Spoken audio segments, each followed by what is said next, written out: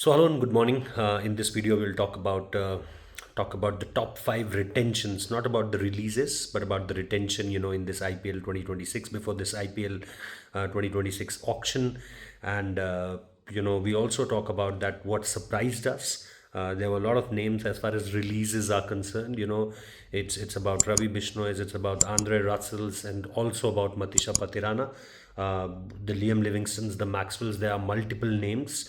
But when it comes to the retention list, I think the person who tops the chart is Mayank Yadav. There were a lot of chatter around him, as far as Lucknow Super Giants franchisee is concerned. First, the amount. Second, the participation. Third, the form. And fourth, uh, how many matches he can play in a IPL in an IPL season. So there were a lot of questions around. What I'm hearing that on both sides of his back there is a fracture. He went to New Zealand, done with his surgery, started his bowling, will be somewhere around 80 to 90% around Feb. So there's a lot in stake as far as the amount is concerned. He's the retained player, more than 10 crores on him. So a lot of thing riding on him as far as Mayank Yadav is concerned. So in the presence of Bharat Arun, Tom Moody, the Goenkas obviously at the top, Justin Langer and the captain Rishabh Pant. I think it's a really good call to back a Indian pacer who can click that 150 kilometers per hour. But I think that is one of the retentions that surprised me, because they were doing a lot of things towards that bowling area. Be it releasing Akashdeep, or be it trading in an all cash deal to trading an all cash deal for Mohammad Shami. There were a lot of things going on as far as their bowling plans are concerned, but they stick with Mayank Yadav. The second retention for me, going down south is RCB. Two players, one Yash Dayal, with whatever happening off the field. There were some serious charges against him. There was one POXO act against him also. RCB, I'm very sure that they have communicated it with the BCCI, because there were a lot of things as far as off the field things are going on, controversies. First that stampede happened. You know, 11 fans died in that stampede, and after that, the allegations on their regular bowler Yash Dayal, and then after that they have retained him. Uh, I'm very sure that they have cross-checked it with the BCCI, that can they retain him, and until and unless he found guilty, then they can release him. I know that there is a lot of debate about it, that whether they should keep him as someone who they can retain player, because in football you see this example quite a lot, that if there is any allegations, any charges, against a football player, they release him directly. So there are a lot of chatters about it, but as I said in the earlier part of the video, that uh, they they had the discussion with the BCCI, or with the governing council, and I'm hoping that after that they did it. And the second is Rashid Dar Salam, because a constant Achilles heel problem for Josh Hazelwood.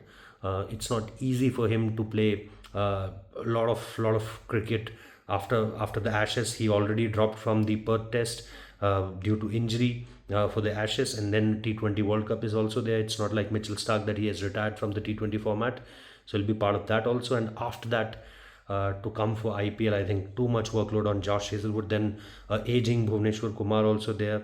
We don't have clarity on Yash Dayal. So to go on, they have Lungi Sani Ngidi. They have dropped him. They've released him. So I think it's quite an interesting call. So it surprised. Sorry for that. It surprised me a lot. And then you talk about other players also, that who all are the players that surprised me. Then one name which coming in my mind at this point of time is Ajinkya Rahane.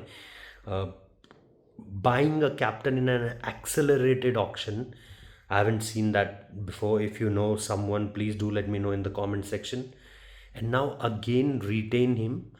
Is he a fallback plan, that if we don't find any captains or any option as far as captaincy is concerned, then we again going back to Ajinkya Rahane, or there is more to it? Yes, I know that as far as batting is concerned, he's their number one batter. Uh, he played with a good 160 plus strike rate, scored runs.